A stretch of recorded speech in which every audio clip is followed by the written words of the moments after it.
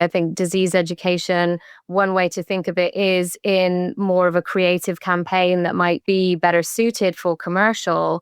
But another way is like, what is that scientific discussion that we need around the disease education, which feels much more suited to medical capabilities? Welcome to Transforming Medical Communications, a podcast by MedComms experts. We share medical communications insights and advice from the best and brightest in the industry to find out what they're doing to push our industry forward. Here's your host, Wesley Portegies. Welcome to Transforming Medical Communications, the podcast where we explore bold concepts shaping the future of medical affairs. Today, I'm here with my colleague, Lindsay Clark, who is our head of client partnerships. Hi, Lindsay. Welcome to the show. Hi, Wesley. Good to be here. Glad to have you. What we're going to talk about today is the divide between medical and commercial. And is it actually still a divide? Is perhaps the first topic to cover here. But I would like to go down memory lane a little bit. And Lindsay, for you as well, when we started our careers in medical communications, how did this actually look like, right? So how did that look like for you? Well, that's an interesting thing to think about, having been in the industry for 25 years. I think if we think right back to the beginning of my career, the separation between medical and commercial teams was really quite siloed. One of the biggest things that really resonates when I think about that is the fact that some of the medical teams were doing no external communications. So the medical function was very much focused on advisor insights, as it still is today, but external communication is probably the thing that pops for me in terms of what has changed most. Yeah, that makes total sense. And I remember it similarly. And another thing that I remember is like that's the department that runs the trials. And also, I remember lively when starting the agency at the time, we often had to choose, right? And it was sometimes procurement that would come to us and say, listen, are you going to work with medical or are you going to work with commercial? And that would put it in your MSA. It's going to be in your contract. And it was kind of a choice for life, right? So like you can work with either one, but you cannot work with both. So I think it's really interesting looking back at that history, how much has actually changed. And I often actually don't really realize it until we have these kind of conversations and look at the past, how close medical and commercial have become. But then at the same time, we still see and hear like a lot about these teams looking for better alignment. And it was a key insight from our MedComms landscape survey that we published mid last year, right? Where people were saying that the lack of alignment between medical and commercial is something that really kind of hampers their progress. How are you looking at that? Yeah, it's really interesting. And actually, we do see a lot of variety with different companies. So some companies are using a very collaborative model now, even at the strategic planning point. So objectives are being developed cross-functionally, completely across the organization. And then we still do see teams who are very, very focused in their medical work streams versus commercial. And then there's a group in the middle where we've got some collaboration, but mostly separate endeavors. So it's really still an evolving space, I think, between medical and commercial. Are there some examples you've seen recently where maybe it was tangible that this alignment wasn't there yet? Yeah, actually, some really good examples come in the omnichannel space, I think. So we typically have been working with commercial clients over the years in omnichannel. And now with the increase in focus with medical teams in omnichannel, we've had our clients come to us and say, could you actually help us align this work? Because the reality is that all the audiences are the same for everyone, or largely. So we have to think about not oversaturating different audiences by work that medical is doing and then work that commercial is doing. So we actually had clients come to us and say, how can we align this? How can we bring in your medical teams and your commercial teams to make sure that we've got an omni-channel strategy that is not oversaturating and is actually complementing what our audiences need to know? Yeah, that's a good point. And I think that's a huge challenge that we're facing as an industry because, like you said, in the past, medical affairs wouldn't be really responsible so much for communicating to the outside world like they're really now.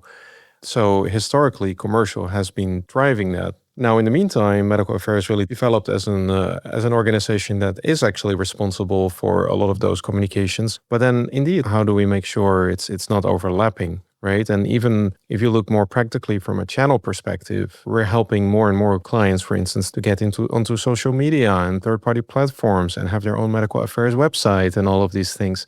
And most of those things have already been existing for commercial for quite some time. So in other words, the channels are the same. So the real difference now between medical communicating and commercial communicating is compliance, right? And the intent. And while this collaboration is getting closer and closer, I'm wondering, will we ever end up in a situation where those are one and the same things?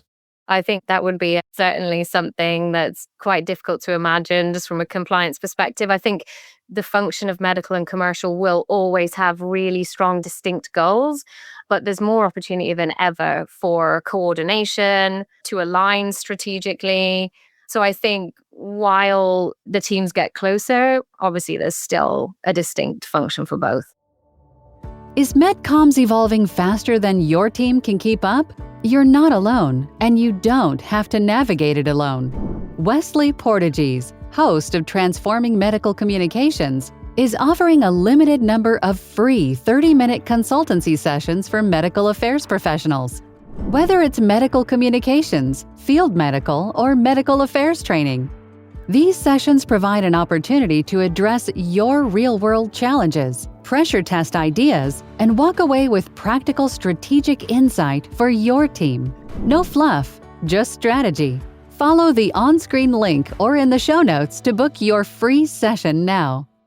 Yeah, and obviously I was exaggerating here a little bit, but you never know, right? Because 15 years ago, we had to sign a document saying you will never work with commercial because you chose to work with medical, or the other way around. And now we have a lot of discussions where, specifically with medical affairs, where people come to us and say, hey, listen, commercial developed this omnichannel journey. They kind of handed it over to us now, and they would like us to use a similar framework and asked us how to make it more medical, right? So how do we go about that? So it comes really, really close, yet not the same or yet not fully compatible. So what do you feel are productive areas where they can actually align?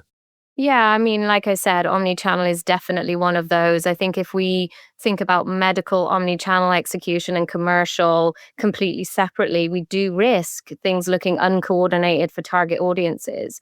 So there needs to be good alignment. But one thing that has never changed, I think we've got better at it, is really identifying what the disease education is needed in any space, and really leaning on the medical team and their expertise to do that. So I think that's always been a place where commercial and medical can work together. So you feel that the disease education part is probably where the biggest alignment is between expertise and execution?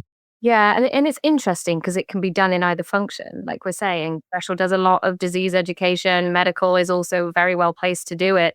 But that is certainly a place where collaboration matters.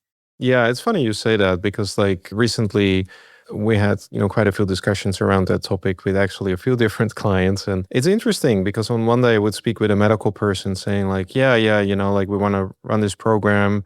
And the next day I would speak with a medical person saying, no, that's owned by commercial. So it's indeed one of those areas that seems to be caught in the middle. And perhaps I think you're right that might be one of the first places of alignment where medical and commercial can really fully engage with each other to bring that out to the world.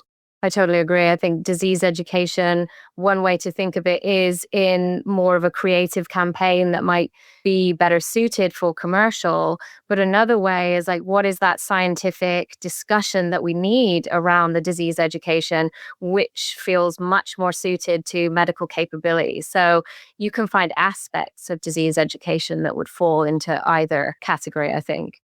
Yeah, I agree. And that's why I mentioned a little bit earlier in this conversation, it's also about the intent. Before I started the agency, I worked on the commercial side, so I was in a marketing function. And, I've always felt even on the commercial side, of course you want to underpin everything by science. In a way, in my mind, which probably might sound a little crazy to some people, there shouldn't be a difference between the two because you don't want to just sell something with a nice shiny brochure. Obviously, we're talking about people's lives, about important matters. And as a result, it needs to be supported properly by science. And you need to communicate and explain and educate that science in a way that simply makes sense and is the truth. So, and that's why, ultimately there might be some hopes for these functions getting even closer together or being able to communicate as a cohesive team. Absolutely. And, it's one of our ways that we structure ourselves in light of the collaboration that our medical and commercial teams have happening on the client side. So if you think back to the example I gave about the commercial team and the medical teams wanting to align omnichannel, we now have two teams, our medical team and commercial team, really mirroring the way that our clients are working so that they can rely on us to find the alignment that they need. And so we're breaking down some of our own walls that we might have had between commercial and medical. So we're sort of following suit with our clients. Yeah, absolutely. Or the other way around. We don't like to follow suit. We like to push the envelope first. So perhaps it's a chicken and egg situation. Always be trailblazers. Yes. Yeah, it's just a matter of perspective. No, I see totally what you mean. And I think it's very exciting what's to come. And, as agency partners, I think there's so much we can do to help our clients coordinate this better and harmonize some of these collaborations.